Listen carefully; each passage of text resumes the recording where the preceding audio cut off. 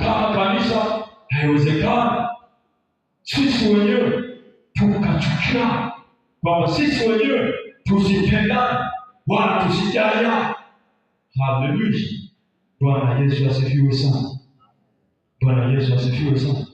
Ndio maana nafananisha upendo wa familia kama vile upendo wa Kristo kulipenda kanisa.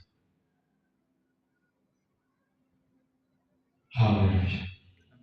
Kuna namna nyingine tunaweza tukasema kwamba tunachotakiwa kufanya, tunatakiwa tujengane sisi. Haleluya! Tunatakiwa kujengana.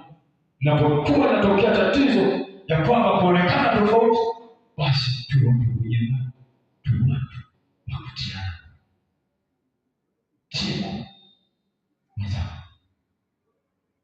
kiona mwenzako anaenda na shida, anaenda tofauti, timu.